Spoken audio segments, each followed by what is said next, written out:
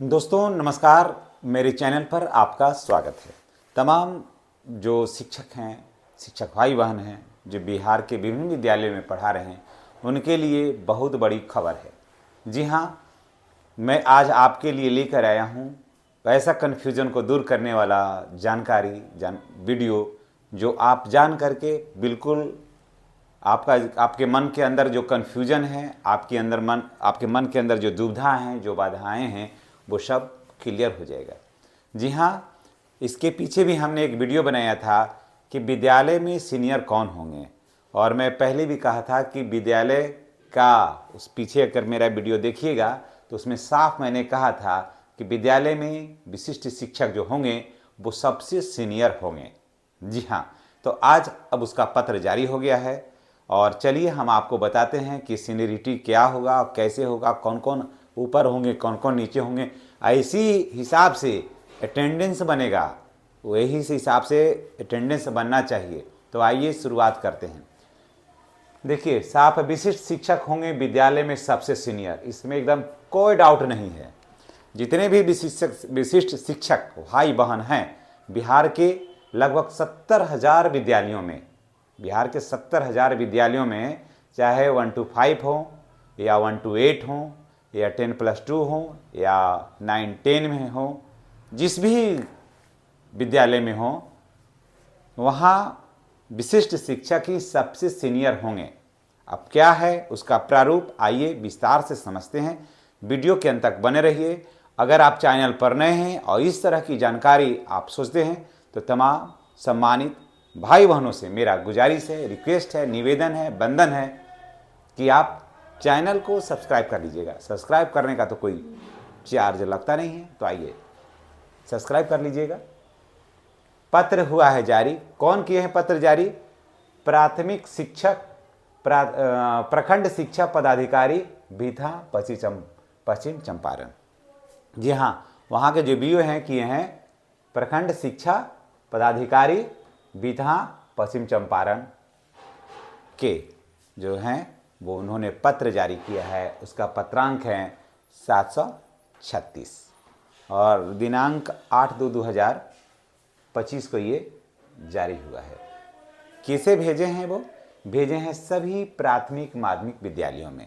जी हाँ, जितने भी विद्यालय उनके अधीन काम कर रहा है सभी प्राथमिक और मध्य विद्यालयों में ये लेटर दिए हैं वो, और साफ साफ लिखा है, उसमें कोई लाग लपेट नहीं, एकदम क्लियर कर दिया है कि क्या करना है आपको विद्यालय में और अनुपालन करना है। पीछे का जो भी लेटर जैसे भी आप काम कर रहे हैं वो सब निरस्त है, अब नहीं माना जाएगा।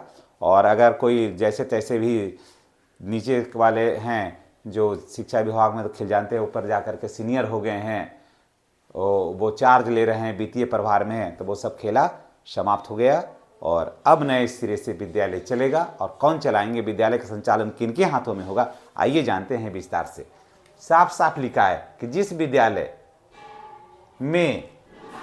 विद्यालय में वरीयतम विशिष्ट शिक्षक उपलब्ध हैं, समझ गए, जिस विद्यालय में वरीयतम विशिष्ट शिक्षक उपलब्ध हैं उन्हें वित्तीय प्रभार देना है।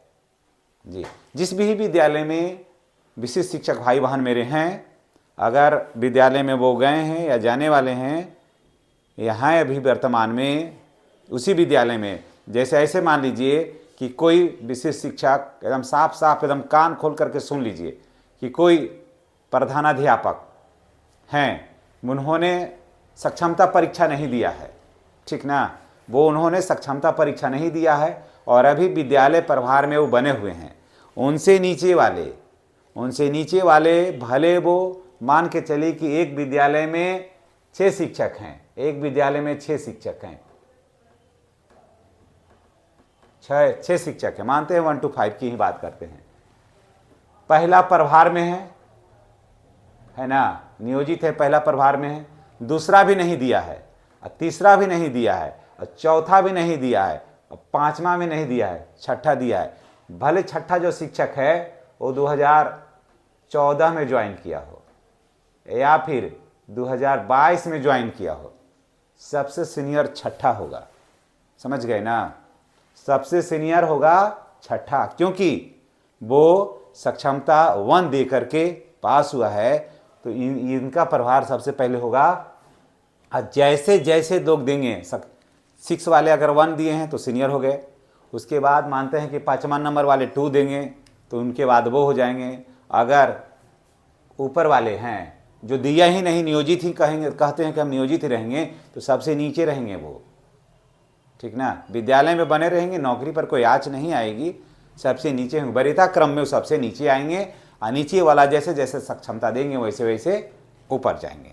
हाँ, इसी बीच में अगर किसी विद्यालय में बीपीएससी से टीआर 1, टीआर 2 या फिर 3, 4 में जो भी आएंगे, फिर वरीयता क्रम में वो सस्ते जाएंगे और नियोजित शिक्षा नीचे आते जाएंगे।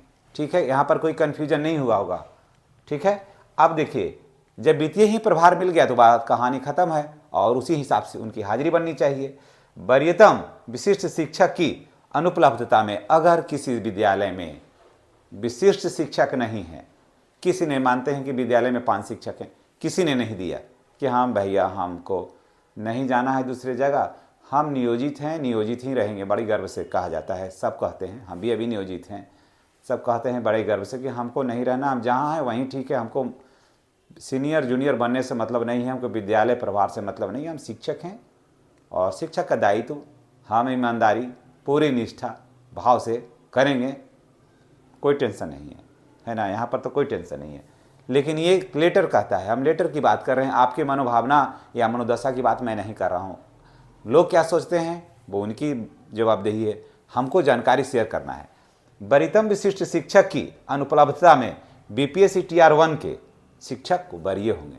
अगर कोई भी 5 में से कोई नहीं दिया है या है, और मान के चलिए कि कोई भी बीपीएससी से 22 साल 23 साल का माने शिक्षक आए हैं आपके यहाँ, तो वो उनका उम्र मैं बता रहा हूँ 22 साल 23 साल का, कारण कि उस रेशियो में वही लोग आए हैं ज़्यादातर, या 25 साल का जो भी वो आए हैं, भले उनका सेवा अभी 2 साल ही हुआ है, तो वो विद्यालय में सबसे सीनियर वही होंगे, न कि होंगे नियोजित शिक्षक। हाँ, विशिष्ट शिक्षक इसी में से कोई फिर दे देगा, सक्षमता 2 दे देगा या 3 दे देगा, तो वो फिर सीनियर हो जाएगा। लेकिन विशिष्ट शिक्षक वाला में फिर जानिए कि 1 वाला से जो सक्षमता 1 दिया है उससे 2 वाला जूनियर होगा, 2 वाला से 3 वाला जूनियर होगा, 3 वाला से 4 वाला जूनियर होगा, और 4 वाला से 5 वाला जूनियर होगा। ठीक है, यहाँ तक मुझे लगता है कि आपका कन्फ्यूजन बिल्कुल क्लियर हो गया होगा। आगे बढ़ते हैं। बीपीएससी टीआर 1 की अनुपलब्धता की स्थिति में बीपीएससी टीआर 2 के शिक्षक वरीय होंगे अगर उनके विद्यालय में बीपीएससी 1 से भी शिक्षक नहीं आए, है ना, बीपीएससी 1 के भी शिक्षक नहीं आए, नियोजित शिक्षक जो थे 5 गो, उनमें कोई परीक्षा नहीं दिया, सब रह गए नियोजित शिक्षक, तो विशिष्ट शिक्षक यहाँ है नहीं, विशिष्ट शिक्षक का भी ट्रांसफर उस विद्यालय में हुआ नहीं है। तो ऐसी स्थिति में अगर टीआर 1 के भी शिक्षक नहीं हैं, मानते नहीं आए, फिर टीआर 2 के टीचर चले गए वहाँ, अगर चले गए हैं तो होंगे सभी से सीनियर, उनका वरीयता जो क्रम होगा वो सबसे ऊपर होगा। भले ही रजिस्टर पर आए हैं, रजिस्टर पर 4था या 5वां या 6ठा या 7वां नंबर पर ज्वाइन किए हैं, रजिस्टर पर हाजिरी बनाए हैं, लेकिन उनकी हाजिरी अब नंबर 1 पर बनेगी, न कि लास्ट में बनेगी। ठीक है, वरीयता की सूची की अगर बात कर लें तो और भी आपको क्लियर हो जाएगा। वरीयता की अगर सूची की बात कर लेते हैं तो कन्फ्यूजन और भी क्लियर हो जाएगा। आप तो स्वयं प्रबुद्ध हैं, सिर्फ कुछ कन्फ्यूजन रहता है मन में, जिसके वजह से लगता है कि ये होगा, ये होगा, ये नहीं होगा, तो ये है। लेकिन वरीयता क्रम की बात अगर कर लें तो देखिए और भी क्लियर होगा।